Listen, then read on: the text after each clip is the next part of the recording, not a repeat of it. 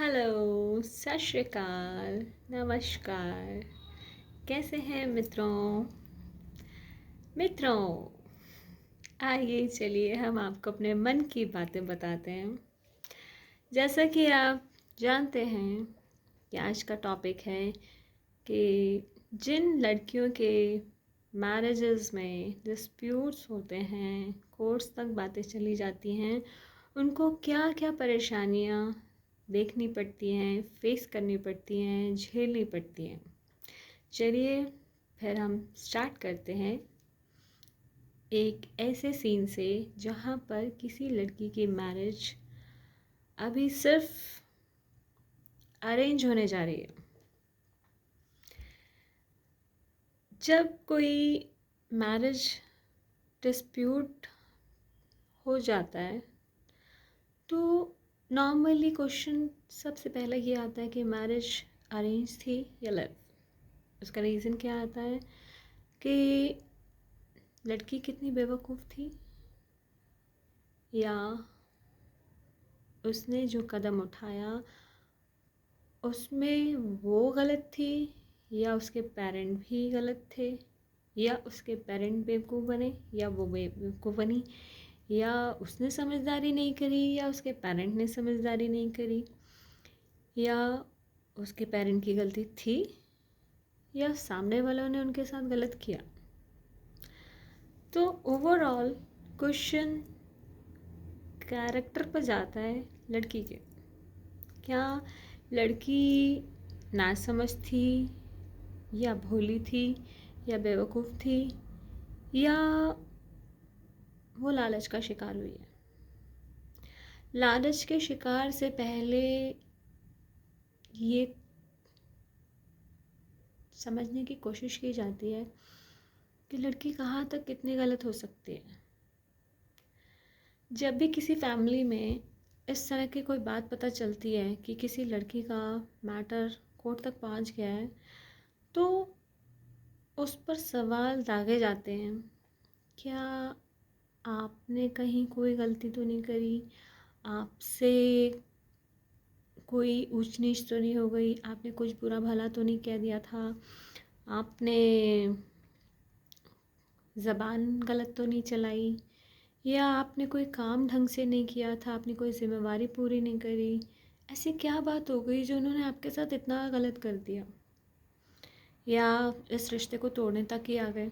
इस तरह के सवाल लड़की पर दागे जाते हैं। ऐसा नहीं होता कि लड़की अपने घर में जाकर बताए कि उसका डिस्प्यूट हो रहा है घर में, या उसके घर में कुछ प्रॉब्लम्स आ रही हैं, इश्यूज़ क्रिएट हो रहे हैं, तो सीधे सीधे कोई मान ले कि हाँ हमारी बेटी ने कुछ नहीं किया, उधर वाले ही गलत हैं। ऐसा कभी नहीं होता। हर कोई अपने बच्चे के बारे में जानना चाहता है कि कहीं इससे कोई गलती तो नहीं हुई है। स्टार्टिंग में पेरेंट अब इन लॉज को ये भी बोलते हैं कि हमारे बच्चे से अगर कोई गलती हुई है तो हम उसकी तरफ से माफ़ी मांगते हैं। लेकिन जहाँ मसले हल ही नहीं होने, तो वहाँ माफ़ियों से कोई काम नहीं चलता। क्योंकि बेसिकली क्या होता है कि जब भी कोई घर ख़राब होता है तो बिना किसी इंटेंशन के ख़राब नहीं होता। जब भी कोई क्राइम होता है, क्राइम के पीछे इंटेंशन होती है, इंटेंशन मोटिव होता है, जिसके अकॉर्डिंग स्ट्रैटेजी बनती है। जब कोई घर ख़राब होना होता है तो घर ख़राब होने के पीछे भी एक स्ट्रैटेजी बनाई जाती है। दोनों पार्टीज़ में से किसी एक का किया धरा सब कुछ होता है, मोस्ट प्रोबेबली यही होता है। इक्का दुक्का केसेस ऐसे होते हैं जहाँ पर अंडरस्टैंडिंग का मसला होता है। अंडरस्टैंडिंग जो 98% जो केसेस जो ख़राब होते हैं उनमें भी होता है, लेकिन जो 2% जो मिसअंडरस्टैंडिंग की वजह से होता है उनमें भी होता है। यानी कि मिसअंडरस्टैंडिंग 2% केसेस में होती है और 98% केसेस में मिसअंडरस्टैंडिंग क्रिएट की जाती है। कैसे? कि आपका बच्चा आपने बहुत सहज तरीके से समझा बुझा के अपना घर संभालने के लायक बनाकर भेजा था। आपने उसे ये सिखाया कि आपने घर बनाने के लिए झुकना है, अच्छा बोलना है, सबका ख्याल रखना है, सबकी ज़रूरतों का ध्यान रखना है, आपको बड़ों के अंडर रहना है, उनके तौर तरीक़ों को समझना है पहले, उसके बाद में अपनी एडवाइस करनी है। जब तक आपको लगे कि वो आपकी एडवाइस नहीं लेना चाहते, आपको कुछ नहीं कहना है। इस तरह की बातें सलीके बच्चे को सिखा कर भेजा जाता है, मीन्स लड़की को सिखा कर भेजा जाता है। बट अगर लड़की गलत है तो आज की ये वीडियो उस मैटर पर नहीं जाएगी। आज की वीडियो उन लड़कियों के लिए है, उन लड़कियों के बारे में है जो अच्छी होती हैं और पूरे दिल से, सिदक से शादी करके जाती हैं एक नए घर में, जहाँ पर वो बसने की इच्छा लेकर जाती हैं और उस परिवार का हिस्सा बनने जाती हैं और उस परिवार को अपना परिवार मानकर जाती है। लेकिन उसके साथ वैसा बदले में नहीं होता, उसके साथ उसको वैसी फीलिंग्स सामने से नहीं मिलती है।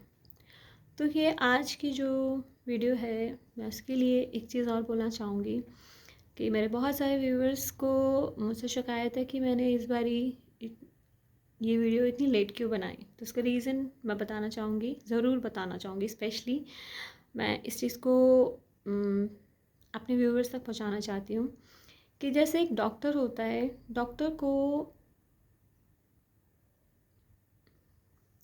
दर्द होता है। अगर उसे दर्द नहीं होता तो वो मरीज़ को सिर्फ बॉडी समझता और उसका ट्रीटमेंट ऐसे करता जैसे वो मशीन का ट्रीटमेंट कर रहा है। एक आईटी एक्सपर्ट होता है, वो सॉफ्टवेयर और हार्डवेयर दोनों की नॉलेज रखता है और उसके अकॉर्डिंग मैकेनिज़्म चलाता है। एक डॉक्टर जो है वो खुद दर्द सहता है, बर्दाश्त करता है, समझता है, महसूस करता है, उसे ध्यान में रखता है, थ्योरेटिकल चीज़ों को पढ़ता है, उसके बाद कैलकुलेशन कर कर समझ पाता है कि सामने वाले को क्या हो रहा है, उसके जो सिम्टम्स हैं वो कैसे निकल कर आ रहे हैं, क्या निकल कर आ रहे हैं, उसके पीछे रीज़न क्या है, बेसिक रूट कॉज क्या है। तो इसी तरीके से जब हम किसी लाइफ के बारे में बात करते हैं तो उस लाइफ से जुड़े हुए जो पॉइंट्स हैं, जो कि इमोशनल पॉइंट्स होते हैं, उनको किसी को बताना, किसी को समझाना, किसी को राह दिखाना तब तक पॉसिबल नहीं होता जब तक आप उस दर्द को खुद महसूस नहीं करेंगे। तो मेरा ये वक्त जो इतना लगा वो उसी वजह से लगा कि मुझे कुछ चीज़ों को बहुत गहरे से समझना था, बहुत गहरे से, ताकि मैं उन सब सिस्टर्स का या मेरी बड़ी दीदी कह लो या आंटी जी कह लो, जिन वुमेन का इस तरह का इश्यूज़ चल रहे हैं, उनको मैं हर सॉल्यूशंस तक पहुंचाना चाहूँगी। मैं चाहूँगी कि उन्हें कहीं ये ना लगे कि ये तो बच्ची है, ऐसे क्या पता। क्योंकि उनके दर्द को जब तक मैं छूऊंगी नहीं, महसूस नहीं करूँगी, तो मैं उन्हें वो एक्यूरेसी दे नहीं पाऊँगी। तो यकीनन मैंने बहुत गहरे से समझा है इस चीज़ को। तो मैं इस चीज़ को बताना चाहती थी, मेरा मुद्दा क्या है कि जिन लड़कियों के केसेस चलते हैं उनको क्या क्या चीज़ें फेस करनी पड़ती हैं। देखिए आज ये पॉइंट ऐसा है तो इसके लिए मेरी वॉइस मॉड्यूलेशन भी जो है वो डाउन जा रही है, क्योंकि ये मुद्दा बहुत पेचीदा है, बहुत ज़्यादा पेचीदा है, बहुत दर्दनाक है, बहुत ज़्यादा दर्दनाक है। जब लड़कियों का रिश्ता होता है, वो मैरिज अरेंज हो या लव हो, उनकी दुनिया बदल जाती है एक ही दिन में, फेरे लेने से पहले और फेरे लेने के बाद टोटल चेंज होता लड़कों के लिए भी है। लेकिन लड़कों ने एक नया जी एक नई जिम्मेवारी अपने घर में लानी होती है और उसे संभालना होता है, उसे केयर करना होता है और उसे अपने और रिलेशंस के साथ में एडजस्ट कराना होता है, सेट करवाना होता है, उससे जगह देनी होती है और जो पहले से ही हैं उनकी जगह सेफ रखनी होती है।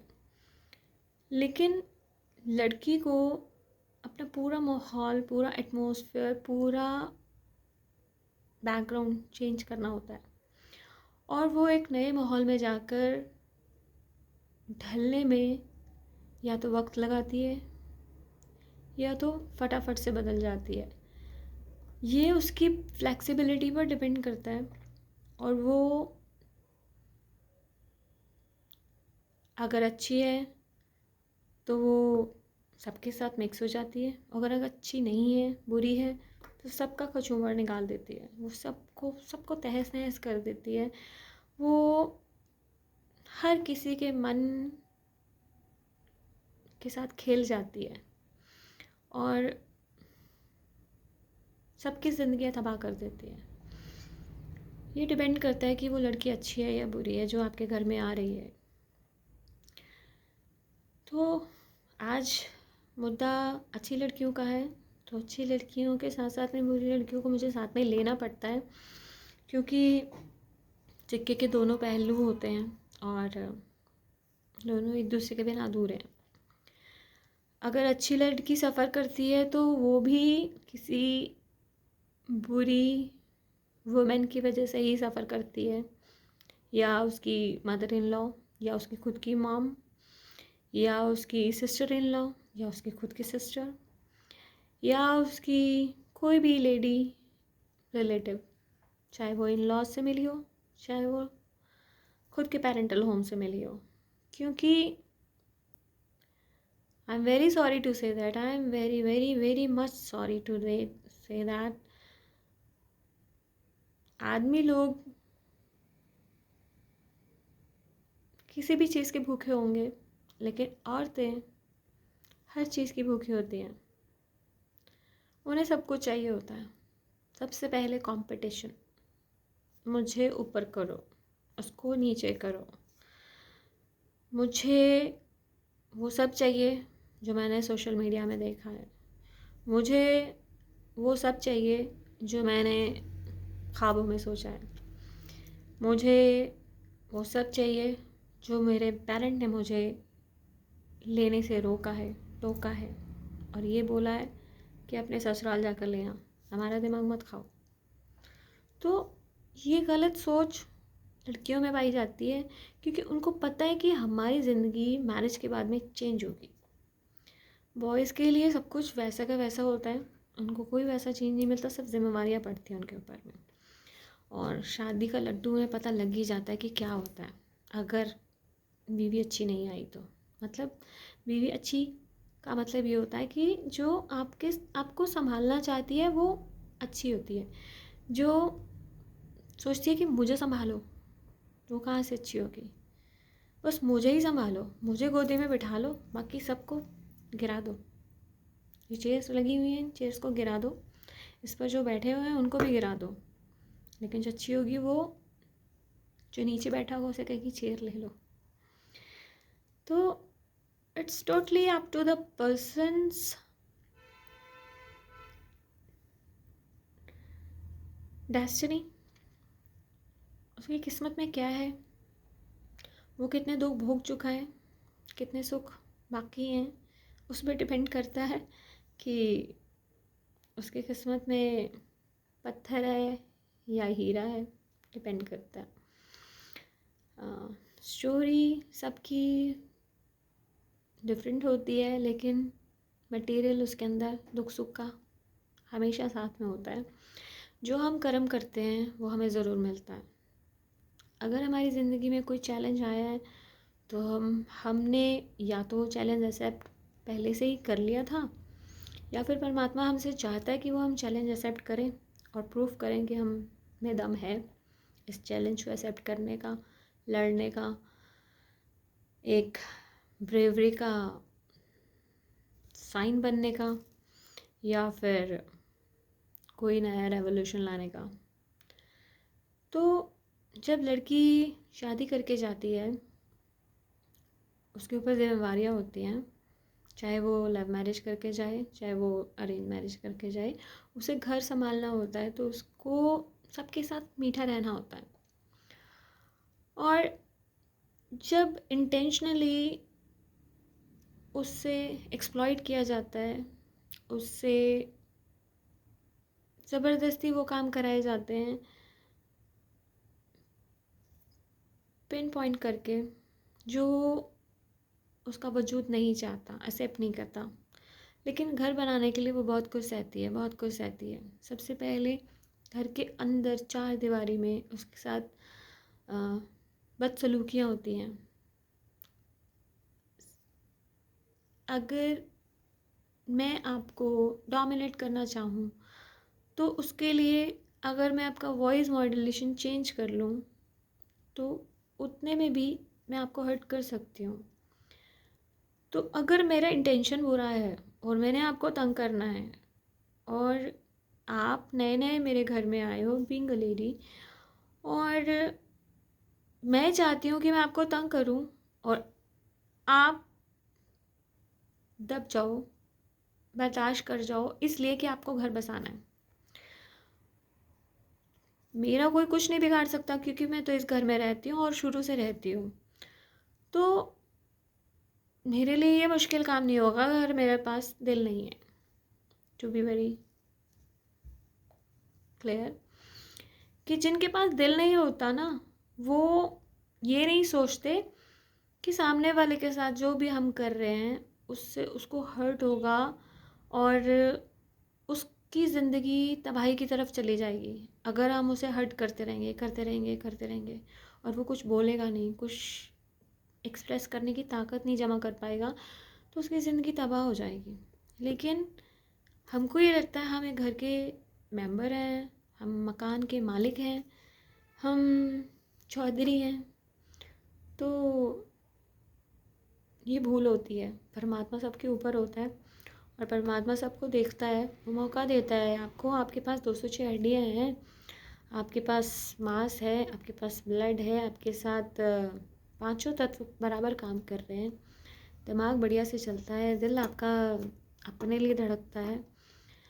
तो परमात्मा आपको पूरा पूरा मौका देता है कि आप जितनी चाहे बदतमीज़ी करिए, जितनी चाहे बदतमीज़ी करिए। जब बदतमीज़ी का घड़ा भर जाता है तो फिर उसके बाद छलक जाता है, छलकने के बाद में उसका मटका उल्टा हो जाता है। मटका जब उल्टा हो जाता है तो सुख कहीं पर भी नहीं आ पाता, जमा ही नहीं हो पाता, वो ऊपर से ही गिर जाता है, स्लिप हो जाता है। तब इंसान को दर्द भी मिलता है और समझ भी आती है कि मुझे दर्द क्यों मिल रहा है।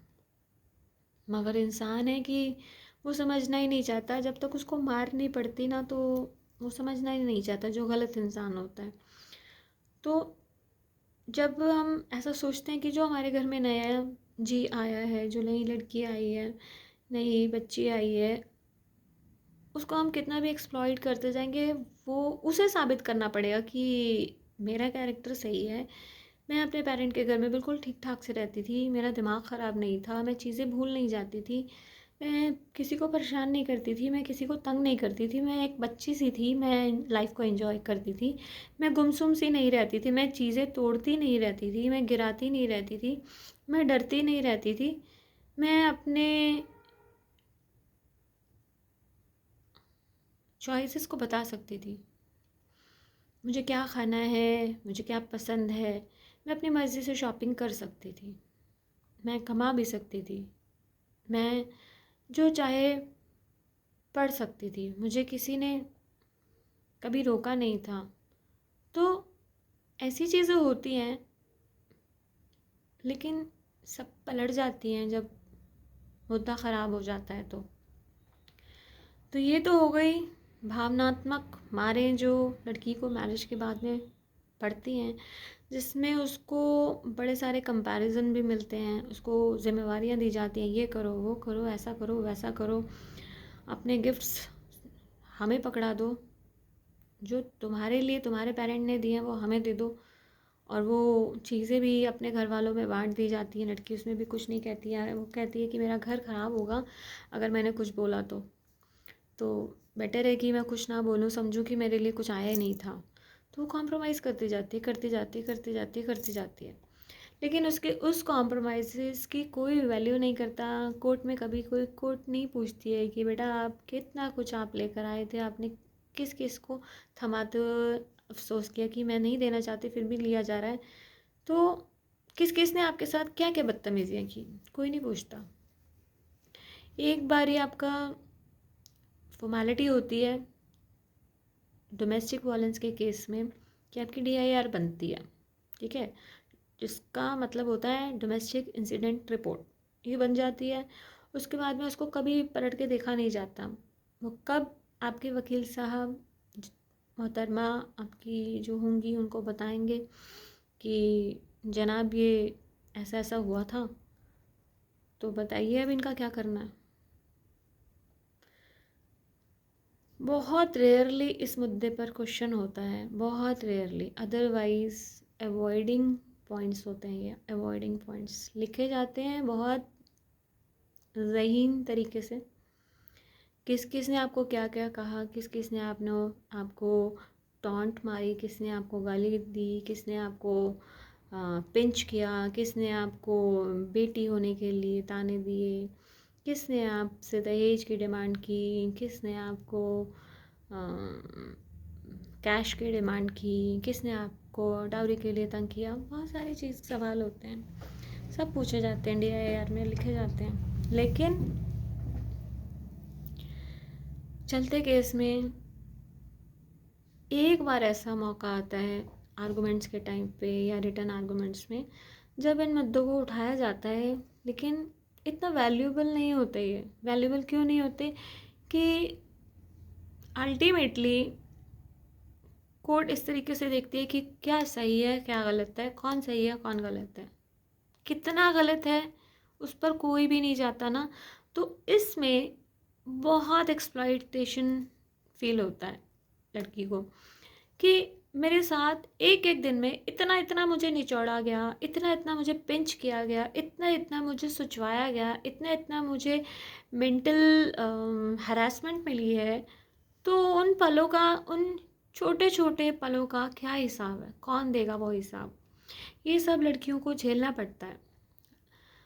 अदालतों में बेशक ये सब चीज़ें नहीं खींची जाती या मुद्दों को नहीं लिया जाता है, लेकिन परमात्मा हर चीज़ का हिसाब रखता है। और बाकायदा बाकायदा जितना जितना पिंच किसी को किया जाता है ना, उतना उतना से दोगुना तिगुना 10 गुना उन लोगों को वापस से मुड़ के मिलता है जो आपके साथ ऐसा करते हैं।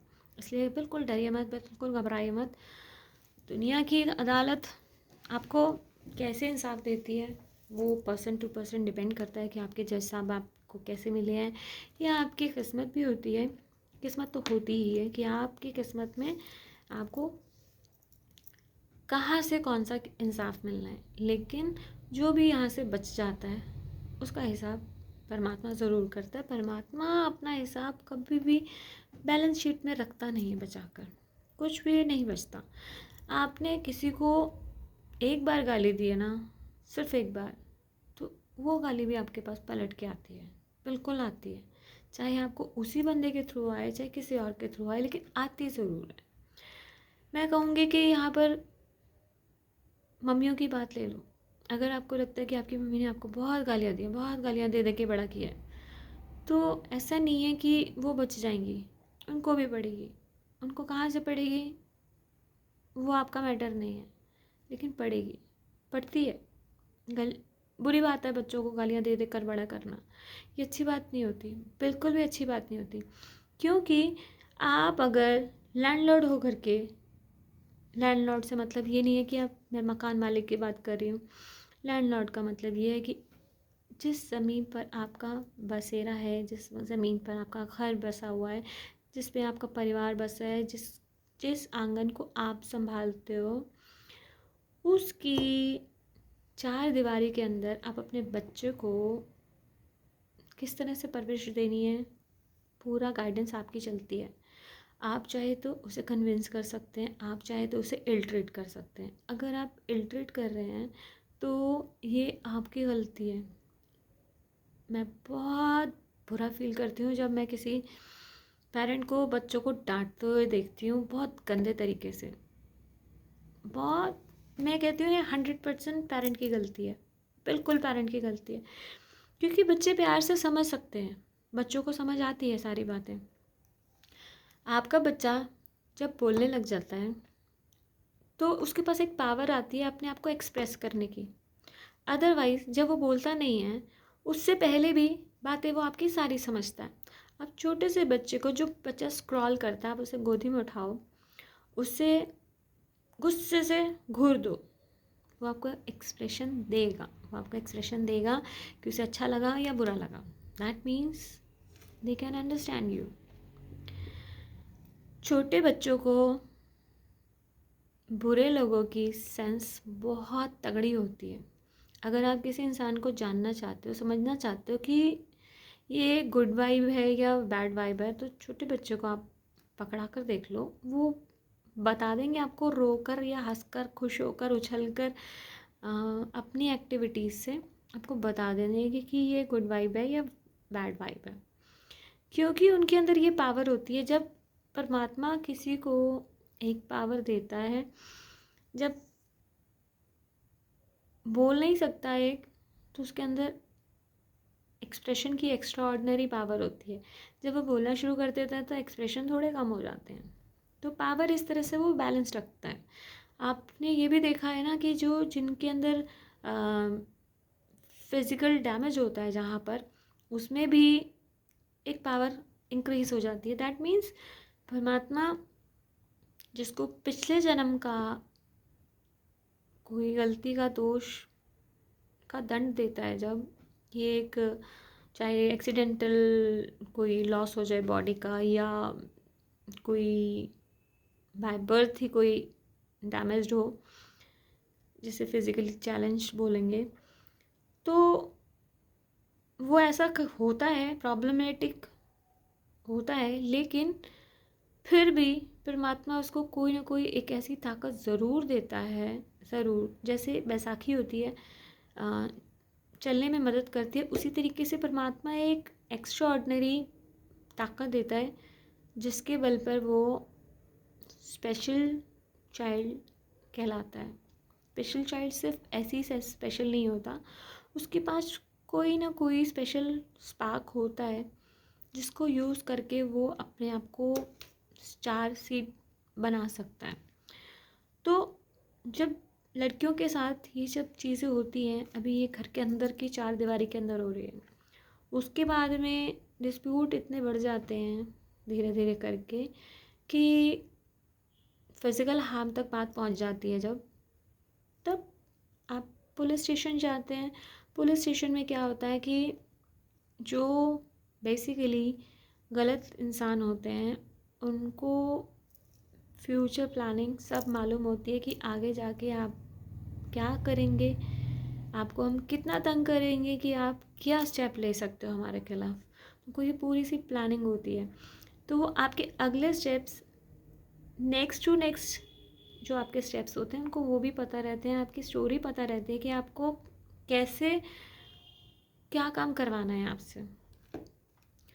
तो वो चाहते ही हैं कि घर ख़राब हो तो बातें बढ़ें और जल्दी से बातें पुलिस स्टेशन, कोर्ट तक जाएं और डिवोर्स हो जाए, या फिर ये बंदा हमसे तंग आके हमारी डिमांडें पूरी कर दे।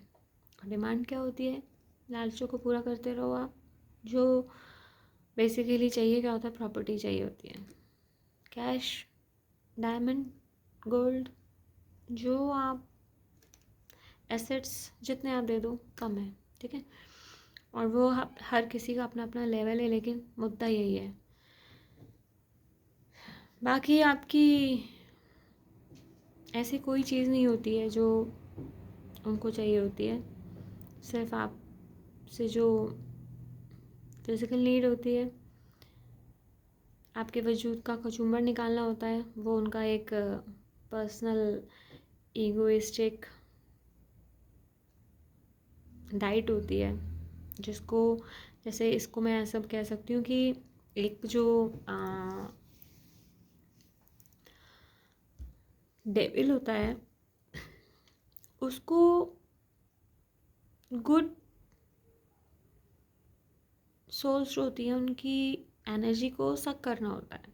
वो जीता ही ऐसे है, जब तक वो किसी को तंग नहीं करता, अपनी ईगो सेटिस्फाइड नहीं करता, तो उसे ज़िंदगी का मज़ा नहीं आता, उसे लगता नहीं है कि मैं जी रहा हूँ, क्योंकि उसको ऐसा लगता है कि जिनके पास गुण है, जिनके पास शक्ल है, सूरत है, सीरत है, उनको जब तक वो अपने से कम बना नहीं देता, जब तक उनको काट काट के अपने से कद में छोटा नहीं कर लेता, तब तक उनको चैन नहीं आता, क्योंकि वो अपने गुण बढ़ा नहीं सकता, तो सामने वाले के गुणों को कम करने की कोशिश करता है। वो कैसे करेगा? आपके दिमाग को परेशान करके, आपकी पर्सनैलिटी को डैमेज करके, आपकी आज़ादी को छीन करके। तो जब आप एक इंसान से दास बन जाते हैं, जब आपको लगता है कि मैं I am nothing, I am a slave, I am damn doggy, तो जब तक आपको ऐसा नहीं लगता कि आप गुलामी कर रहे हैं, तब तक उनकी गाड़ी स्टार्ट ही नहीं होगी। दैट मीन्स गाड़ी स्टार्ट ही यहाँ से होती है कि आपकी पर्सनैलिटी को डैमेज कर दिया जाए, आपकी खूबसूरती को तबाह कर दिया जाए, आपके दिमाग में से ये बात निकाल दी जाए कि आप जीने के लिए पैदा हुए हैं, या खुश रहने के लिए, या आप एक फ्री कंट्री के फ्री पर्सन है। तो ये जब बात पुलिस स्टेशन तक जाती है, तो पुलिस स्टेशन में जो गलत लोग होते हैं वो क्या करते हैं कि पुलिस वालों को ख़रीद लेते हैं, और पुलिस वाले तो चाहते हैं कि आए हमारे पास, कोई सेवा करे हमारी, और हम गलत का साथ देकर जो सही है उन्हें हम दबाते रहें।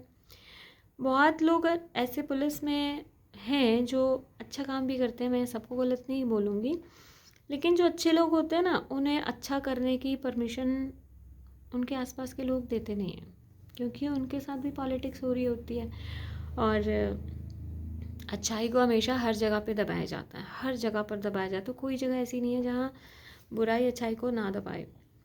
तो जो कोई पुलिस वाला किसी जेन्युइनली किसी केस में अगर अच्छा करना चाहता है, तो ऊपर से प्रेशर पड़ जाते हैं, तो फिर उसे मदद के लिए मना करना पड़ता है, क्योंकि अगर वो मदद करेगा तो उसकी नौकरी भी चली जाएगी, और जितने अच्छे अच्छे साथ साथ खाने वाले लोग होते हैं, वो इसे कहते हैं कि एक ही थाली के चट्टे बट्टे होना, वो सब एक साथ ही होते हैं। तो अल्टीमेटली होता वही है जो बाज़ार का सिस्टम है, कि बाज़ार तो ऐसे ही चलेगा तो बाज़ार तो वैसे ही चलेगा। तो अब लड़की जाए तो जाए कहाँ?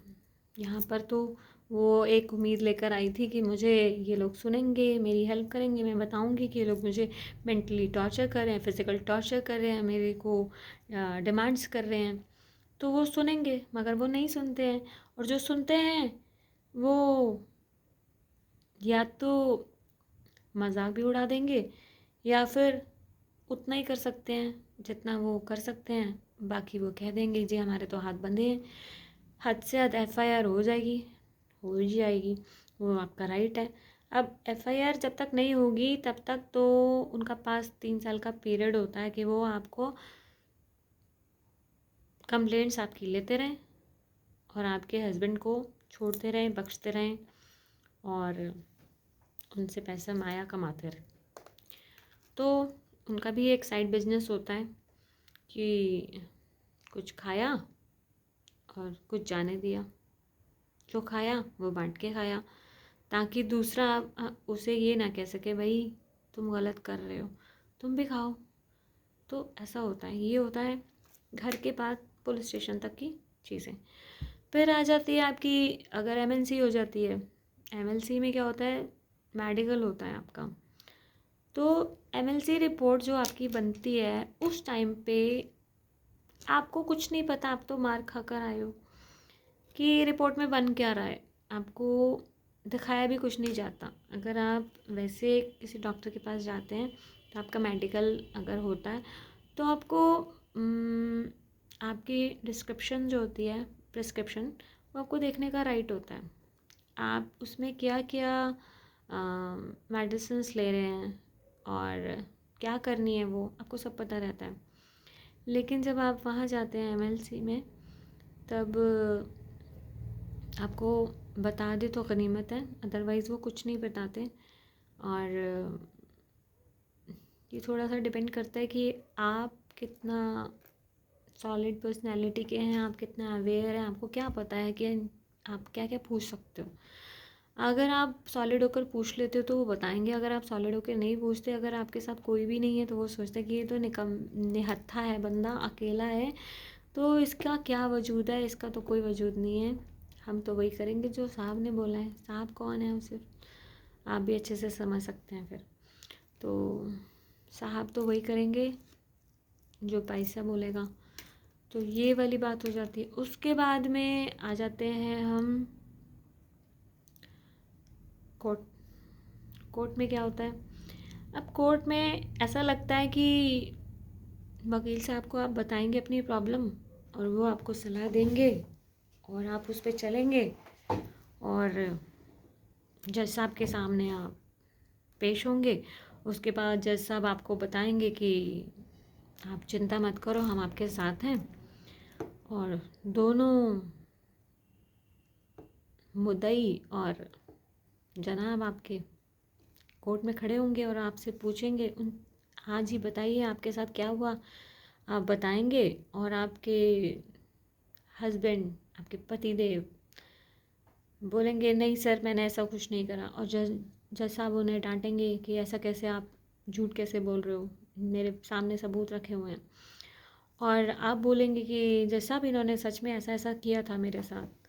और आपको लगता है कि दूध का दूध पानी का पानी हो जाएगा, मुद्दा ख़त्म, सज़ा हो जाएगी। या फिर आपको अलग रहना है तो आपको अलग रहने के लिए बोल दिया जाएगा। अगर आपको आपके हस्बैंड को डांट पड़वा कर या समझा बुझा कर घर भेजना है कि लड़की को कुछ मत कहना। और या फिर जैसा आप कहेंगे कि तुम 2 दिन जेल होकर आओ या 6 महीने या 5 दिन या जितने भी, जितनी आपकी इच्छा, खुश करने के लिए अपने आप को, कितने दिन आप जेल होकर आओ। और जब सीधे हो जाओगे तो फिर अपनी गृहस्थी संभालना, दोबारा तुम्हारी खबर मिली तो दोबारा डाल देंगे अंदर। ऐसा कुछ नहीं होता है कोर्टों में, ठीक है। तो ये तो सपने होते हैं जो लड़कियां लेकर चलती हैं कि भाई हमें इंसाफ मिलेगा इस तरीके से। ऐसा कुछ नहीं होता। कोर्ट के अंदर बहुत लंबी तारीखें मिलती हैं, सिस्टम बहुत गड़बड़ है। उसको सॉल्व करने के लिए आपको खुद कदम उठाना पड़ेगा, लॉ को समझना पड़ेगा। आपके हक सबसे पहले समझिए। आपके पेरेंट ने आपको फ़र्ज़ समझा के भेजा था, अब आपको अपने हक भी समझने हैं। आप अपने हकों को अगर जानना चाहते हो तो समझो सबसे पहले कि आप एक इंसान हो, आपका एक वजूद है और आप जिस भी नेशन के रहने वाले हो, उस नेशन का जब कॉन्स्टिट्यूशन बना हुआ है तो आप एक फ्री सोल हो। आप अपनी खुशी के लिए ऐसा कोई भी काम करने के लिए इख्तियार रखते हो जो दूसरे को हर्ट नहीं करता, दूसरे को हार्म नहीं करता, दूसरे को प्रॉब्लमेटिक सिचुएशन नहीं देता। तो आपके वजूद के ख़िलाफ़ कोई भी किया गया काम गैर कानूनी होता है। तो आप इस चीज़ को समझिए। आपको अपने कंट्री के human rights, women rights, child rights मालूम होने चाहिए। अगर नहीं मालूम हैं तो आप कितने सारे यूट्यूब पे स्क्रॉल करते हैं, इंस्टा पर स्क्रॉल करते हैं, कहाँ जाने कहाँ टिकटॉक में लगे रहते हैं। अब उन सब चीज़ों को छोड़िए, अपने मुद्दे पर आइए कि आपको कौन सी नॉलेज इकट्ठी करनी ज़रूरी है, आप उस पर चलिए। आप अपनी डायरी बनाइए, हमेशा कहती हूँ डायरी बनाइए, डायरी में लिखिए कि आपके लाइफ में क्या प्रॉब्लम है, उस प्रॉब्लम का सॉल्यूशन आपको कहाँ से मिलेगा। अपने आप से सवाल पूछिए, उस सॉल्यूशन तक आप खुद पहुँचिए। कैसे पहुँचेंगे? अगर आपको मुझ तक आना है तो मेरा फ़ोन नंबर लिखा हुआ है, आप इंटरनेट पे आपको मिल जाएगा, मेरे यूट्यूब चैनल पर आपको मिल जाएगा। अगर आपको किसी और से बात करनी है, अगर आपको किसी और से काउंसलिंग लेनी है या आपको किसी से बात करे बिना किसी को पढ़कर समझना है, किसी की व्यू जानने हैं, आप जो चाहे आप ज्ञान कहीं से भी ले सकते हैं। कहाँ से लेना है आप अपने आप से पूछिए, उसका जवाब अपने आप को दीजिए लिखिए उसे कि मुझे इस बात का जवाब यहाँ से मिलेगा, मुझे ये जवाब यहाँ से लेना है, फिर उस पर काम कीजिए। कहने का मतलब ये है कि सारे सॉल्यूशंस आपके पास होते हैं, आपको खुद मालूम होता है, आपके अंदर से डायरेक्शन आती है कि आपको कहाँ से क्या मिलेगा। आप उस डायरेक्शन पर चलिए, जब तक चलेंगे नहीं तब तक कुछ नहीं होगा। कर्म करना आप ही का फ़र्ज़ है। मैं आपका हाथ पकड़ कर नहीं चलाने वाली, ना कोई और चलाएगा, आपको खुद चलना है। मैं सिर्फ आपको रास्ता बता सकती हूँ, आपको रास्ते पे खुद चलना है, आपको मंजिल अपनी खुद पकड़नी है। मुझे भी अपनी मंजिल पर चल जाना है, मुझे भी अपने रास्ते पर चलना है, तो मैं वही करूँगी। मैं अपना रास्ता छोड़कर आपके रास्ते पर नहीं जाऊंगी आपको हाथ पकड़कर चलाने के लिए, ना मैं किसी और के साथ जाऊंगी उसका रास्ता उसे चल दिखाने के लिए।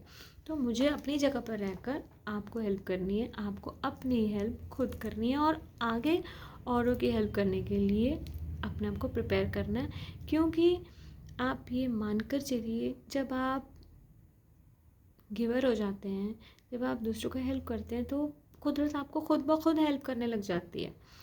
तो हेल्प करना कभी नहीं छोड़ना, आपकी औकात कुछ भी हो, चाहे आप किसी भी हालत में हो।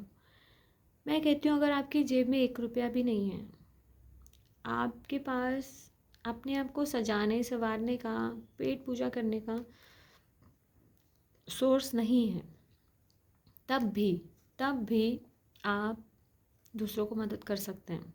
सपोज़ आप मंदिर, गुरुद्वारे, मस्जिद, गिरजाघर कहीं भी जाते हैं, तो क्या वहाँ जाकर सिर्फ सेवा करके आप दूसरों को हेल्प नहीं कर सकते? कर सकते हैं। सेवा करना, हेल्प करना होता है, उसमें आपके हाथों से सेवा हो रही है, आपका दिमाग की इच्छा से आप कर रहे हो। तो जो भी आप मदद कर रहे हो वो आप अपनी इच्छा से कर रहे हो, तो उसमें कोई पैसा नहीं लग रहा आपका। फिर जब आप इच्छा से आप कोई काम करते हो तो उसका फल भी आपको मिलता है। जो आपके पास 1 रोटी है, आधी रोटी है, अगर आप उसको शेयरिंग में डालकर किसी पेट को या लिविंग बीइंग को आप खिला देते हो, या उसके लिए भी कोई शेयर निकाल लेते हो अपने पास से, तो वो उसकी हेल्प हो रही है। तो वो कुदरत है, कुदरत का बच्चा है, परमात्मा का बच्चा है। तो जब आप परमात्मा के किसी भी बच्चे को हेल्प करते हो तो परमात्मा भी आपको कोई ना कोई हेल्प देता है। तो ये हमेशा ध्यान रखिएगा कि आपकी कंडीशन कुछ भी हो, आपकी पॉकेट कुछ भी हो, आपकी पॉकेट एम्प्टी भी हो, तो भी आपको मदद करनी है। मदद करेंगे तो आप जल्द से जल्द आपका दिमाग खुलेगा, आपका हार्ट भी खुल जाएगा। दैट मीन्स आप ओपन हार्ट हो जाएंगे, ओपन माइंडेड हो जाएंगे, पैराशूट की तरह आप फ्लाई कर सकेंगे, आप अपनी मंजिल तक जा सकेंगे, आप जहाँ जाना चाहते हैं। ये एक सोल्यूशन है। अच्छा, फिर उसके बाद में जब आप कोर्ट में जाते हैं तो वहाँ पर क्या होता है कि रीडर्स होते हैं, अलमद होते हैं, स्टेनो होते हैं, नायाब कोर्ट होते हैं, और पूरा स्टाफ जो आपके लिए है वही आपको प्रॉब्लम देता है। एडवोकेट्स जो आपको हेल्प करने के लिए होते हैं वो भी आपको हेल्प करते करते आपको एक्सप्लॉइट करना शुरू कर देते हैं। आपको समझ नहीं आता कि आप अपने हस्बैंड के ख़िलाफ़ लड़ने आए हैं, अपने इन लॉज़ के ख़िलाफ़ लड़ने आए हैं। अब जो आपको इन बिटवीन जो लोग तंग कर रहे हैं, आप उनके ख़िलाफ़ क्या करेंगे? उनके ख़िलाफ़ किसको जाके बताएंगे, कहाँ कहाँ बताएंगे? क्योंकि आपको मारें इतनी पड़ती हैं हर जगह से। जब आपका घर टूटता है तो आपके सबसे पहले तो आपके relatives, second relatives, third relatives, जो आपके रिलेशंस होते हैं वो आपसे दूर हो जाते हैं। रीज़न बिहाइंड, कोई नहीं चाहता किसी के फटे में टांग अड़ाना, कोई नहीं चाहता किसी को हेल्प करना, कोई नहीं चाहता किसी को सपोर्ट करना। सॉरी टू से दैट, मैं फिर जनानियों के खिलाफ ही बोलांगी। बंदे चाहते हैं कि बच्ची को हेल्प की जाए तो जनानियाँ हेल्प नहीं करने देती हैं। क्यों? क्योंकि वो कहती हैं अपने बच्चे सामले उन्हें छाड़। ये सिखाया जाता है, ये बोला जाता है। मामियाँ बोलती हैं कि भैया तुम उसके बच्चे के लिए करने जाओगे तो हमारे बच्चे को कौन पालेगा? पड़ोसी, ताइयाँ, चाचियाँ, बुआ, मासियाँ, सारी की सारी जनानियाँ। ना किसी पर्टिकुलर को नहीं बोल रही हूँ, ना मैं अपने रिलेटिव्स को बोल रही हूँ। मैं तो पर्सनली अगर मैं अपने बारे में बात करूँ ना, मुझे ये लगता है कि अगर आप पे कोई दिक्कत आए ना, सबसे पहले अपने रिश्तेदारों को मत बताओ। सबसे पहले अपने रिश्तेदारों को ही मत बताओ। क्यों? क्योंकि इससे पहले कि आपको कोई छोड़ के जाए, आप उन्हें छोड़ दो। अगर उम्मीद रखोगे तो उम्मीद टूटेगी। दूसरों से उम्मीद रखोगे तो उम्मीद टूटेगी टूटेगी टूटेगी, क्योंकि किसी में दम नहीं होता किसी को पालने का। एक उम्र के बाद ना पेरेंट भी ये सोचते हैं कि भैया कब तक खिलाएं इसे, हम बड़ा हो गया, अब ये हमें खिलाए। क्योंकि उनकी हिम्मत भी टूट जाती है, वो भी कमज़ोर पड़ जाते हैं। तो आप ऐसा सोचते ही क्यों हैं कि कोई हमें पाले? आप ऐसा क्यों नहीं सोचते कि मुझे करना है सबके लिए? जब आप ऐसा सोचोगे ना, गिवर पर्सनैलिटी के होगे ना, तो आपको किसी से उम्मीद रखने की ज़रूरत नहीं पड़ेगी, उम्मीदें टूटेंगी ही नहीं। ऐसी उम्मीदें रखो ही मत, किसी से मत रखो, किसी से ना रखो, ना गिले शिकवे करो। मेरी पर्सनल थॉट यही है और मैं ऐसा ही करती हूँ। तो इसलिए मुझे किसी से कोई गिला नहीं रहता कभी भी। क्यों? क्योंकि कोई आपके लिए करने के लिए कहीं लिखवा कर नहीं लाया। लेकिन मुझे गुस्सा तब आता है जब मुझे कोई जो मैं कर रही हूँ उसके लिए तंग करे, मुझे डिस्टर्ब करे। मेरी लाइफ है, मेरे डिसीजंस हैं, मुझे कैसे करना है, क्या करना है, मैं देखूँगी। अगर मुझे कोई मिसगाइड करेगा तो वो वही हो सकता है जिस पे मैं बिलीव करती हूँ। लेकिन अगर मिसगाइड होते होते होते होते होते म्यूज़िक फेस कर लिया मैंने लाइफ का, अगर मैं जाग गई, मुझे समझ आ गया कि मेरे अपने मुझे तंग कर रहे हैं, तो मैं उनसे अलग क्यों ना हो जाऊँ? खुद के काम खुद ही क्यों ना करूँ? खुद के काम हम खुद करते हैं। लेकिन फिर भी अगर आपको कोई तंग करे, फिर भी आपको कोई तंग करे, यानी कि इंटेंशनली अगर आपके साथ कुछ गलत करे, तो फिर आप उसे अलाउ मत करो। आप अलाउ मत करो। वो गोविंदा की ऐड थी ना कि मैंने धक्का दिया, तूने लिया क्यों? मत लो ना। आपको कोई धक्का दे रहा है तो वापस रिवर्स कर दो उसे। मत लो, मत लो, मत लो, मत लो, मत लो। क्योंकि जब वो आपके ऊपर गिर रहा है, उसकी अथॉरिटी है कि वो गिर सकता है, आपकी अथॉरिटी है कि आप उसे रोक सकते हो। ठीक है? उसकी बॉडी उसके हाथ में है कि वो कैसे चलाए, आपकी बॉडी आपके हाथ में है कि आप उसे कैसे चलाएं। जब वो स्लैप कर सकता है तो आप भी स्लैप कर सकते हो। You have enough power. आप किसी को रोक भी सकते हो। आप हाथ नहीं उठाना चाहते, मत उठाओ, हाथ रोक दो। Totally up to you. मैं कहती हूँ कि आप में दम नहीं है, ताकत नहीं है। मार खा सकते हो आप, मार नहीं सकते, रोक नहीं सकते। ठीक है, आई एग्री, आपके अंदर इतनी ताकत नहीं है। लेकिन आप जज्बा दिखाओ तो सही, आप जज्बा दिखाओ तो सही। एक बार पिटने का, एक बार ही पिटोगे, आप हार जाओगे, उस निशान को ले जाकर एमएलसी करा लो। मौका दो उन्हें पीटने का, कोई बात नहीं। कभी कभी ऐसा भी हो जाता है कि आपको अपनी ताकत का अंदाज़ा नहीं होता। बहुत कमज़ोर कमज़ोर से दिखने वाले लोग बहुत तगड़े तगड़े इंसानों को हिट कर जाते हैं। और मैं कहती हूँ कि जितने तगड़े तगड़े दिख रहे हैं ना, दिख ही रहे हैं बस, ज़रूरी नहीं है कि उसमें दम हो। और ज़बान भी एक ऐसी चीज़ होती है ना, वो बहुत बड़ी ताकत होती है। आप सच बोलो ना, बहुत ताकतवर इंसान भी हिल जाता है, क्योंकि उसके पास जो दिल होता है, उसके पास जो भावनाएं होती है ना, वो कितनी भी मार कर रख ले, कितनी भी दबा कर रख ले, लेकिन सच के अंदर इतनी ताकत होती है, इतनी ताकत होती है ना, इतनी ताकत होती है कि जो पत्थर होता है ना, पत्थर इंसान, बिल्कुल पत्थर इंसान, उसको भी सच सुनने पर रिएक्शन आता है। आपको पता है कि इंसान जब दिन भर में कितने भी झूठ बोले, कितने भी झूठ बोले, एक टाइम ऐसा आता है जब वो पंक्चर हो जाता है, उसको नींद इतनी गहरी आ जाती है कि वो झूठ पका नहीं पाता। जब झूठ पका नहीं पाता उस टाइम वो ऑलमोस्ट सच बोलता है। हर इंसान के साथ ये होता है। तो आप सच बोलो, इतना सच बोलो, इतना साफ सुथरा सच बोलो कि वो थक जाए। जो आपको तंग कर रहा था वो थक जाए, इतना थक जाए कि वो पंक्चर हो जाए और वो एक्सेप्ट कर ले कि आप सच कितना तगड़ा बोलते हो। तो सच में इतनी ताकत होती है, आजमा के देखना। शरीर कितना ताकतवर है ये मैटर ही नहीं करता। फिर बहुत तगड़ा इंसान होगा ना, बहुत तगड़ा, हिल जाएगा वो भी। इतनी ताकत होती है सच के अंदर, बहुत ताकत होती है।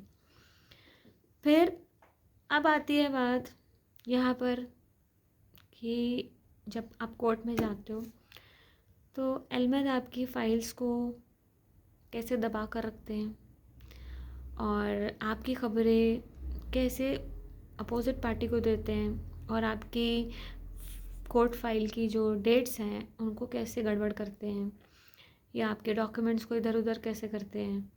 आपके जो रीडर साहब हैं वो आपको कैसे रोक कर रखते हैं, आपकी सुबह की डेट को शाम तक लटका कर रखते हैं, आप बैठा कर रखते हैं। आप कोर्ट में बैठे रहते हैं और मियाँ जी नदारद रहते हैं और वो आते भी नहीं है, उनको सारी रिपोर्ट जाती है। आप सारा दिन कोर्ट अटेंड करते हैं और आपके मियाँ जी फ़ोन अटेंड करते हैं कि वहाँ क्या हुआ था, उनको सारी खबर मिल जाती है और आपको पता भी नहीं रहता। आपके मसले में कब क्या होगा आपको नहीं पता रहता, लेकिन उनको पता रहता है कि आगे क्या होगा, अगली स्टेज पे क्या होगा, आपको कैसे बुद्धू बनाना है।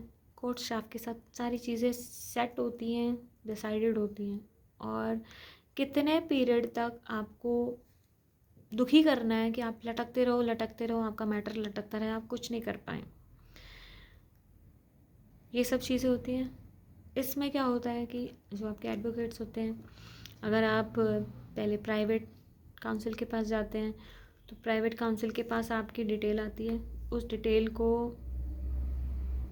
जैसे ही आपके हस्बैंड के डिटेल के साथ चेक किया जाता है कि ये बंदा, इसका कॉन्टैक्ट नंबर क्या है, वहाँ तक आपके हस्बैंड को सम्मन पहुँचने से पहले डील हो जाती है कि आपके केस को हराना कैसे, आपके केस को ख़राब कैसे करना है, आपके केस के लिए मटेरियल जो लिखने का है उसमें क्या क्या डलेगा।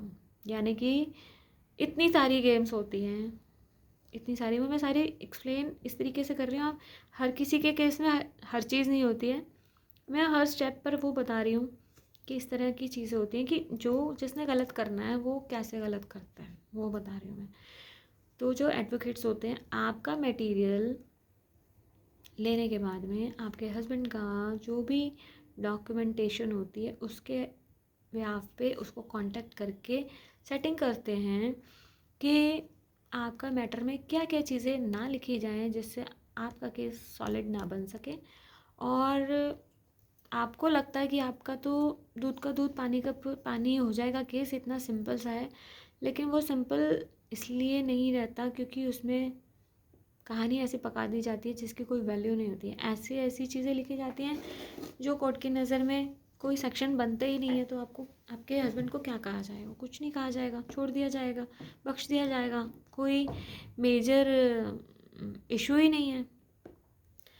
फिर जब तक आप केस मौके पर आते हो, आपका पोजीशन आती है, काफ़ी साल निकल जाते हैं, फिर आपको पता भी नहीं रहता कि भैया इतनी चीज़ें मैंने क्या लिखी थी, क्या छोड़ दी और क्या क्या चीज़ें अवॉइड करने वाली थी। क्योंकि आपका दर्द कोई भी नहीं जानता, कोई नहीं समझता।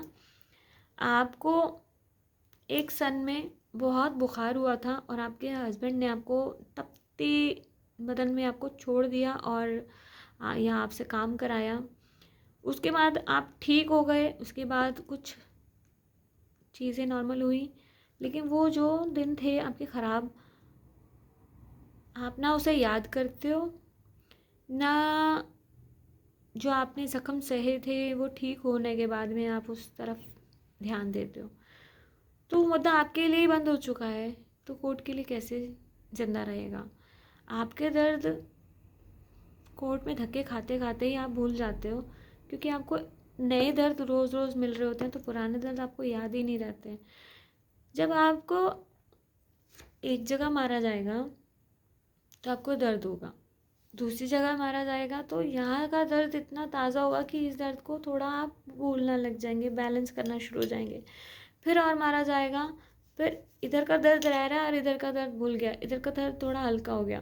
तो यही चीज़ आपके केस में होती है कि आप आगे बढ़ते जाते हो और ताज़ा ताज़ा ज़ख्म इतने खाते जाते हो कि पुराने दर्दों को आप भूल जाते हो, फिर वो बहस में आते भी नहीं है। बहस में उठाने की ज़रूरत ही कोई नहीं समझता, क्योंकि मेन मुद्दई जो है वो ही भूल गया, जो मेन शिकायत करता है वही भूल गया, कंप्लेनेंट, कि मेरे साथ ये सब चीज़ें हुई थी। तो वो मुद्दा रह नहीं जाता कि केस को इतना लंबा खींचा जाता है।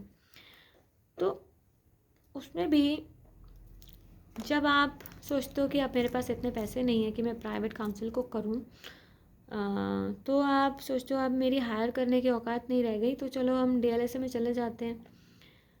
अगर हम डीएलएसए कहें तो Delhi legal aid services authority की बात कर रही हूँ मैं, बट जो मेरे बाहर के इंडिया के अंडर में ही अदर स्टेट्स के जो व्यूवर्स हैं, तो उनके लिए मैं कहूँ कि सबके लिए एक ही बात है कि जब आप लीगल एड ले लेते हैं तो वहाँ पर क्या चीज़ें होती हैं कि लीगल एड की अपनी खुद की परेशानी होती है कि उनको जब आपसे कोई अमाउंट नहीं मिलता तो कोर्ट से भी उनको किश्तों में अमाउंट मिलता है, तो उनको भी लगता है कि हमारे साथ ज़्यादती हो रही है, कि जब हम काम कर रहे हैं तो अपनी पॉकेट से हमको खर्चा करना पड़ता है और बाद में जाके हमें कोर्ट से पेमेंट मिलती है, तो वो छोटा छोटा अमाउंट वैल्यू नहीं करता, लेने का मज़ा भी नहीं आता।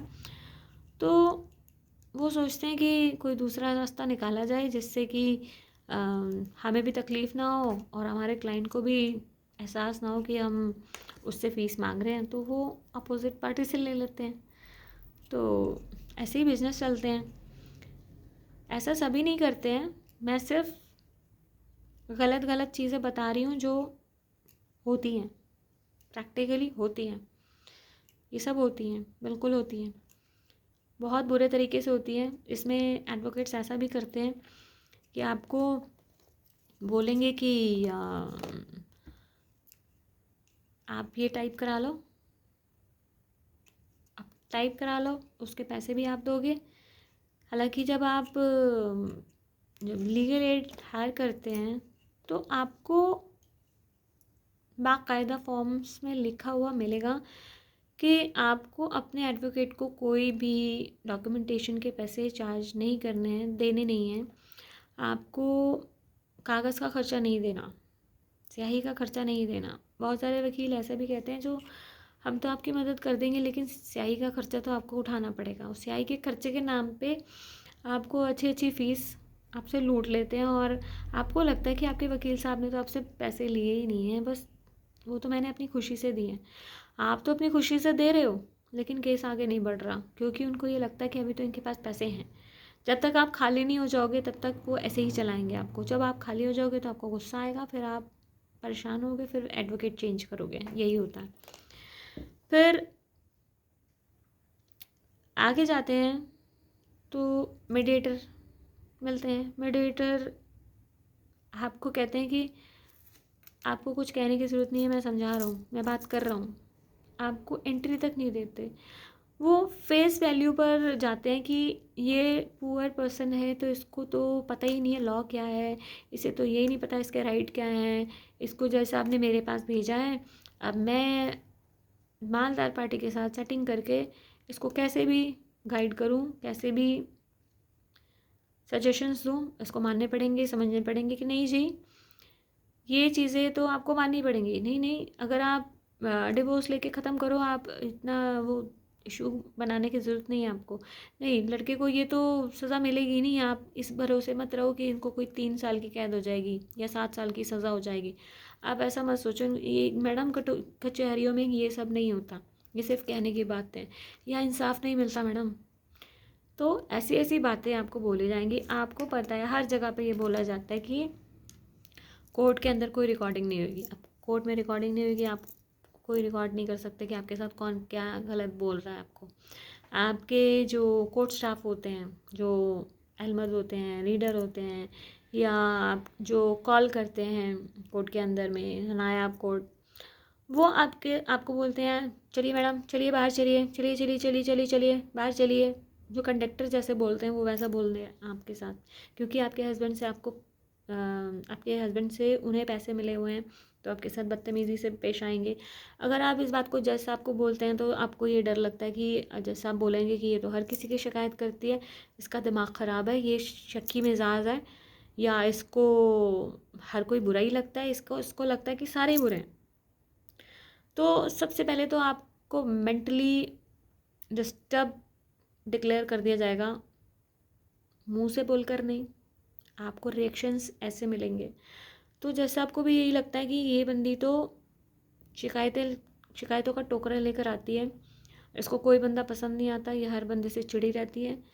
ये नहीं सोचा जाता कि आपकी ज़िंदगी में प्यार कहीं से भी नहीं मिल रहा आपको, आपके हस्बैंड का फ़र्ज़ था, उससे नहीं मिला। उसके रिश्तेदारों को आपको भाभी, आपको बेटी, आपको बच्चे कहकर बुलाना था, किसी ने आपको ऐसा नहीं बुलाया, किसी ने मामी नहीं बुलाया, किसी ने आपको ताई जी नहीं बुलाया, किसी ने चाची नहीं बुलाया, कोई नहीं बुला रहा आपको। आपको रिश्ते नहीं मिल रहे, आपको प्यार नहीं मिल रहा। इधर आप अपने मायके में बैठ जाते हो, ऐसे ही बोला जाता है बैठ जाना, लड़की बैठी हुई है आपकी, आप आपने अपनी लड़की क्यों बिठाई हुई है। तो ऐसा ऐसा इंडिया में ये वर्डिंग बोली जाती है, बहुत चीप लैंग्वेज है ये, जो कि ना चाहते हुए भी मुझे बतानी पड़ती है, बोलनी पड़ती है कि यही बोला जाता है लड़कियों के लिए कि लड़की तुमने बिठाई हुई है। तो जो लड़कियां बिठाई हुई होती हैं फिर उनकी इज़्ज़त क्या होती है कि उनको भाभियाँ नहीं पूछती हैं। भाभियाँ तो बड़ा खुश होती हैं सोच के कि ये इसका तो घर डिस्प्यूटेड है, तो चलो जी अब इसको घर से निकालने के लिए हमारे पास एक बात हो गई कि इसकी तो वहाँ नहीं बनती, हमारे साथ नहीं बनती, ये तो है ही ऐसी, और ये हमारे घर को बर्बाद कर रही है, हम मियाँ बीवी के बीच में प्रॉब्लम्स क्रिएट करती है, ये ऐसी है, ये वैसी है, जितने नेगेटिव पॉइंट्स हैं वो जितना बोल सकती है वो बोलेगी। और आपकी मम्मी को ये लगता है कि अब ये वहाँ पर तो इसका बना नहीं, अब इसकी दूसरी शादी करनी पड़ेगी, तो अब पैसा लगाना पड़ेगा, तो भैया अब दोबारा से पैसे कहाँ से लाएं। तो और उनको करनी है बेटे की गुलामी, क्योंकि बेटे ने पोता देना है। तो फिर लड़कियों के साथ ये भी प्रॉब्लम है। अब सासू माँ की शिकायत तो आपने लगा ली कि जी वो पराई माँ थी, अब अपनी माँ के लिए शिकायत कहाँ लगाने जाएं, कैसे लगाने जाएं। अगर आप शिकायत लगाने की सोचते हो तो फिर आपकी बहनें, आपके भाई, आपके मामा, चाचा, ताया, बुआ, जो भी आपके रिलेटिव्स हैं वो आपको कहेंगे कि इतना बड़ा कदम तुम कैसे उठा सकती हो, तुम्हें इन माँ बाप ने बड़ा किया है, तुम अपनी माँ के ख़िलाफ़, अपने पिता के ख़िलाफ़ कैसे कंप्लेंट कर सकती हो, तुम्हारे में इतनी जुर्रत कहाँ से आ रही है, तुम ही गलत हो, तुम्हें वो भी बुरे लगते हैं, तुम्हें ये भी बुरे लगते हैं, तुम्हें सब बुरे लगते हैं, तुम ही गलत हो, तो तुम्हारे में ही कोई खोट है। तो हर कोई आपको बुरा कहने लग जाता है, क्योंकि आपको प्यार तो कोई कर ही नहीं रहा, आपके हक तो सारे छीन रहे हैं, और अब आपको ये समझ नहीं आता कि आप जाए कहाँ। तो अल्टीमेटली होता क्या है कि जब आपको कहीं से प्यार नहीं मिल रहा, काम सारे ले रहे हैं क्योंकि आप खाना खा रहे हो, तो फ्री की रोटी तो कोई नहीं खिलाता, पेरेंट भी नहीं खिलाते, I am very sorry to say that, कोई नहीं खिलाता, ठीक है। तो बट मैं फादर्स के लिए बोलना चाहूँगी पर्सनली कि बेटियों से पापा को ही प्यार होता है, उन्हीं को दुख होता है, और जिन मम्मियों को होता है दुख, वो या तो बेटियों को ऐसे दुख से बिल्कुल अलग कर देती हैं और उनकी ज़िंदगी बना देती हैं, उनको उनकी पढ़ाई को कंटिन्यू करके, उनकी जॉब को कंटिन्यू करके, उनकी आज़ादी को कंटिन्यू करके। और जो ऐसा नहीं करती हैं, जो उनको प्रॉपर्टी में शेयर नहीं देती हैं या उनको स्टैंड नहीं कर देती हैं, इकनॉमिकली सेफ़ नहीं कर देती हैं, तो वो माएँ होती हैं जो बेटों के ग़ुलाम होती हैं। बेटों की ग़ुलाम असल में वो इसलिए होती हैं क्योंकि वो खुद की सेल्फ लव में होती हैं। वो उनको ये लगता है कि मैं अगर बेटों को नहीं पूछूंगी तो बेटा मुझे नहीं पूछेगा, उसके लिए बेटी भाड़ में जाए तो जाए। तो ऐसा होता है क्योंकि अच्छे और बुरे हर तरीके के लोग होते हैं। ये ज़रूरी नहीं है कि कोई मदर है तो वो अच्छी हो, जो फादर हैं वो अच्छे ही हों। बहुत सारे फादर्स ऐसे होते हैं जो अपनी बेटियों के साथ गलत कर जाते हैं, बहुत गलत कर जाते हैं। इतना गलत कर जाते हैं कि बेटियां अपना दर्द हर किसी को बता नहीं पाती हैं, और वो बेटियां जिनको बताती हैं वो भी उनको एक्सप्लॉइट कर देते हैं। तो ऐसे में लड़कियां नहीं बताती है ना, जो लड़कियां नहीं बताती हैं उनके साथ क्या होता है, जो अंदर अंदर पिसती जाती हैं उनको डिप्रेशन होता है। डिप्रेशन होता है, माइग्रेन होता है, उनको हार्ट डिसीज़ेज़ होते हैं।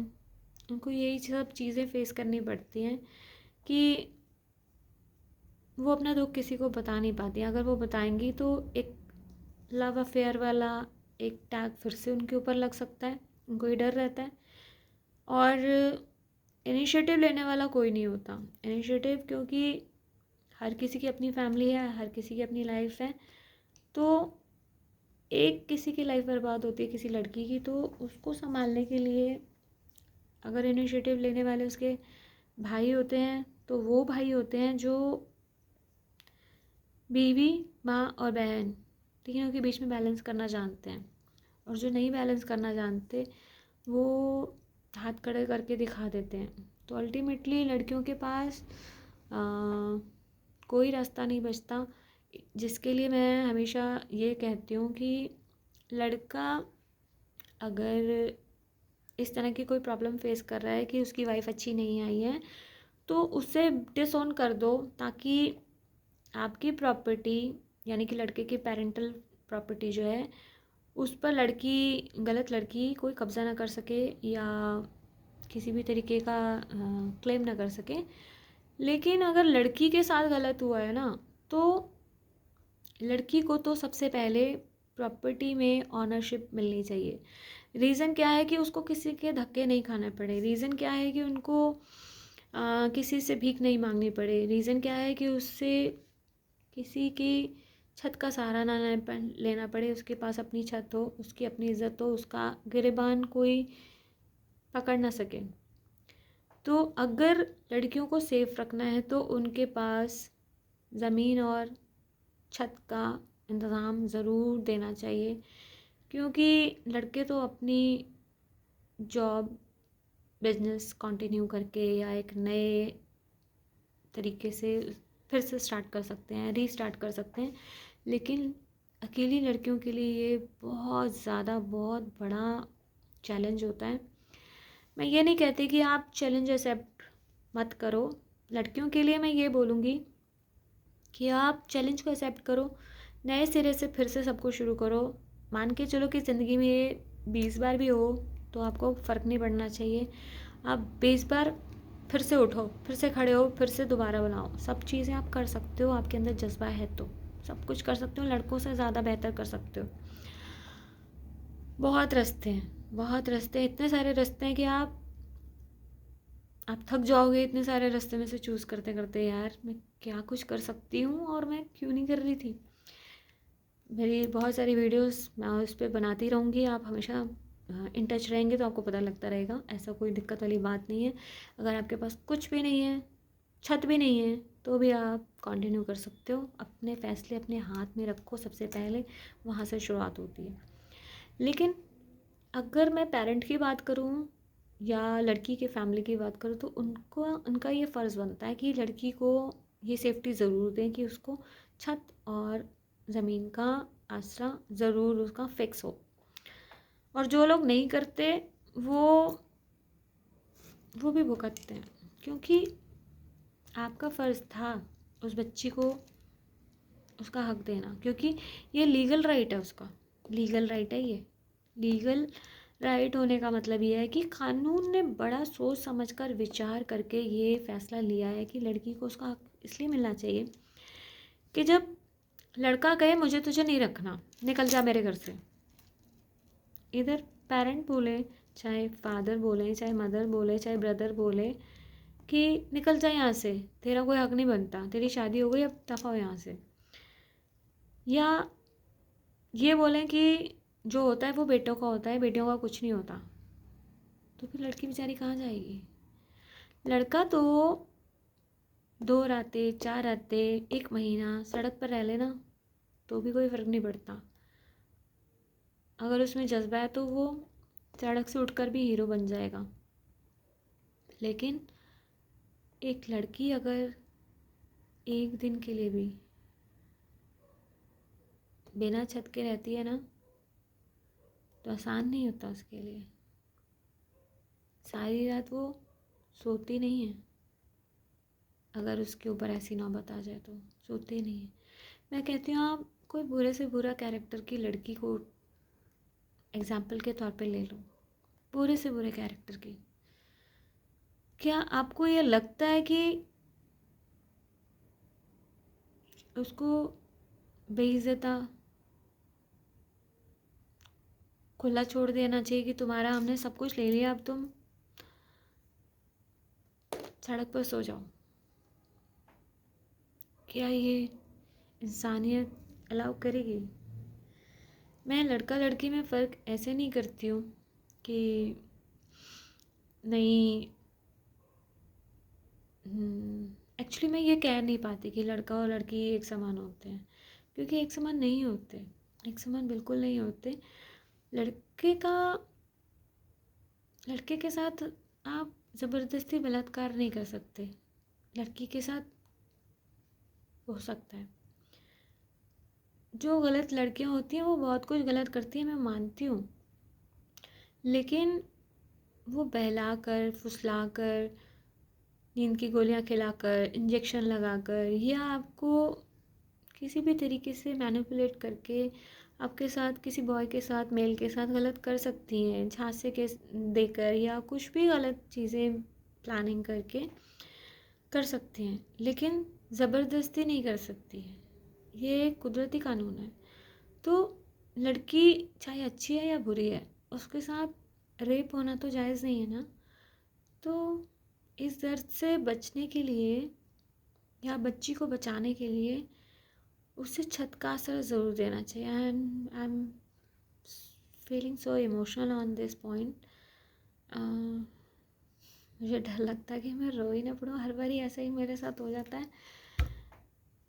मैं नहीं देख सकती ये चीज़, मुझे नहीं पसंद आती, मुझे नहीं समझ आती कि लोगों को क्यों नहीं समझ आती ये बात। ऐसी माएँ मुझे जल्लाद लगती हैं जो खुद औरत होकर औरतों के दर्द को नहीं समझती हैं।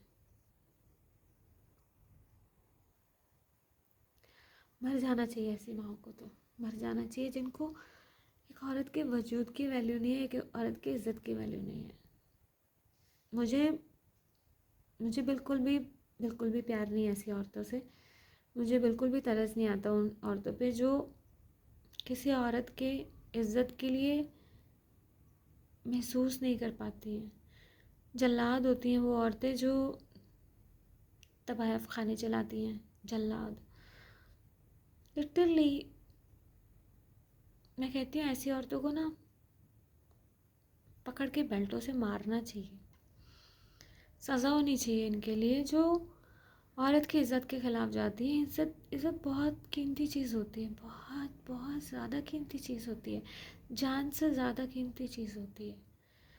और मुझे इस मामले में ना मुसलमानी देश बहुत पसंद है, जहाँ पर उस अंग को काट दिया जाता है जिसका मिसयूज़ होता है, बाकायदा बहुत सही किया जाता है। मिट्टी के अंदर इंसान को दफन कर दिया जाता है, धड़ उसका अंदर और सिर बाहर होता है, उसको पत्थर मारे जाते हैं। बिल्कुल ठीक किया जाता है, बिल्कुल ठीक किया जाता है। एक औरत माँ होती है, वो माँ पैदा करती है आपको, और इतनी जहालत आप दिखा देते हैं। और एक आदमी ऐसी जहालत दिखाता है तो समझ आता है कि उसको इज्जत का एहसास नहीं है। लेकिन औरत भी अगर ऐसे करे ना तो कलंक है वो औरत के नाम पे। ऐसी औरतें ही छक्का बनकर आती हैं फिर अगले जन्म में। जो औरत औरत की इज्जत नहीं करती ना, वो वही बनकर आते हैं। क्योंकि अब जो किसी को जो दर्द देते हो ना, उस दर्द को, उस दर्द से निकलने के लिए आपको परमात्मा मजबूर करेगा। ये करता है, ऐसा होता है। कभी कभी मैं ये सोचती हूँ, एक गुरु नानक देव जी जैसे बोलते हैं कि तेनों दर्द नहीं आंदा, जैसे सवाल करते हैं। तो ऐसा कभी कभी मेरे को भी ऐसा सवाल आता है, जिन लोगों को मतलब आता नहीं है, आता था, कि किसी के हाथ नहीं है, किसी के पैर नहीं है, किसी कोई डिसेबल है किसी तरीके से, कोई मेंटली कोई फिजिकली।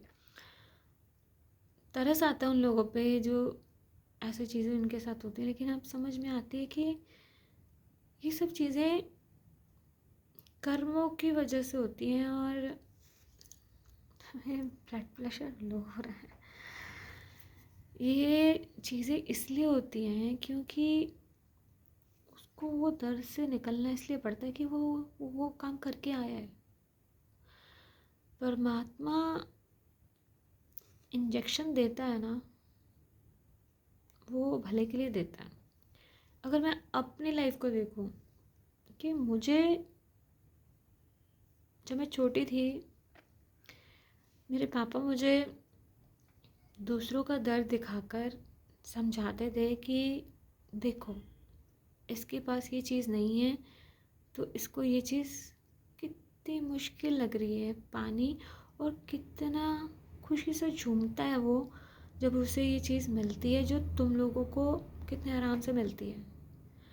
तो हमारे पास सब कुछ होते हुए भी हमने वो दर्द महसूस कर लिया जो एक भूखे को महसूस होता है। बाकायदा हम भूखे रहे, हमें भूखे रहकर वो दर्द बताया गया, समझाया गया। मेरे पापा बहुत अच्छे थे।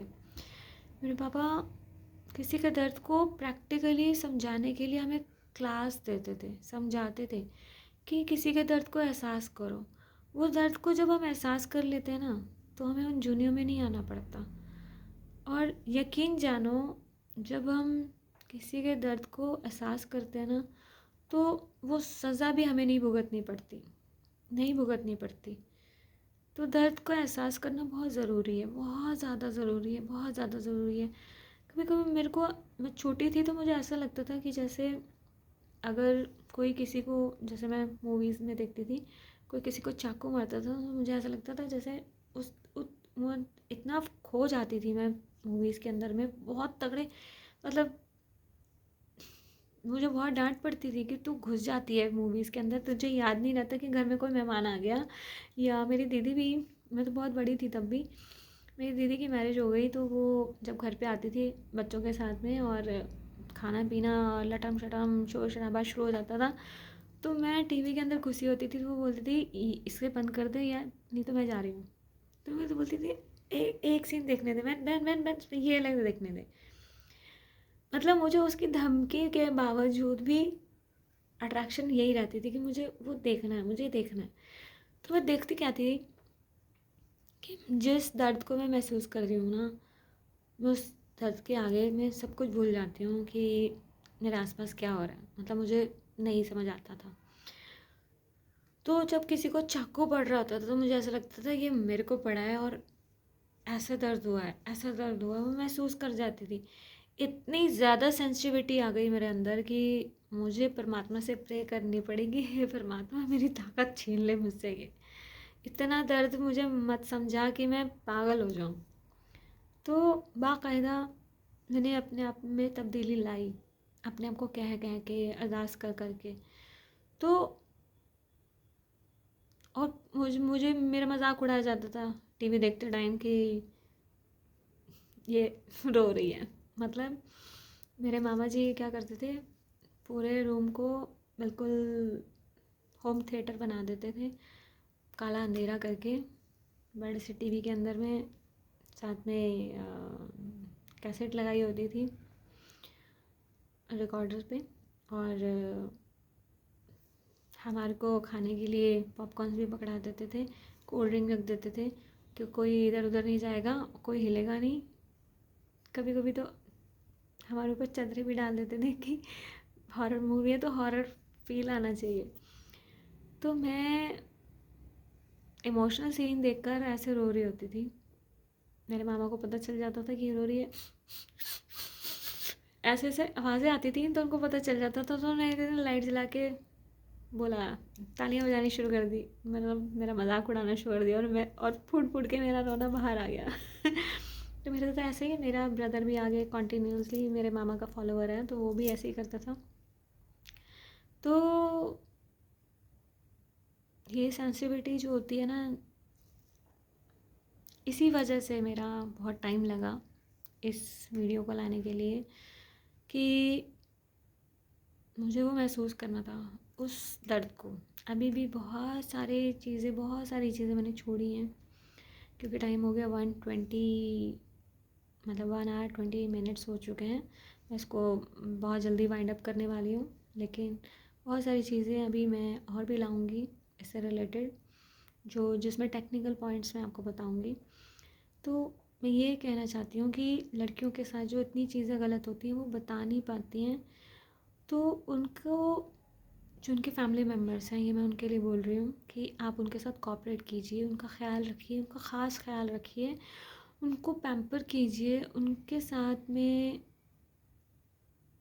एक बच्चे की तरह फिर से नई ज़िंदगी शुरू करने के लिए उनको मोटिवेट कीजिए।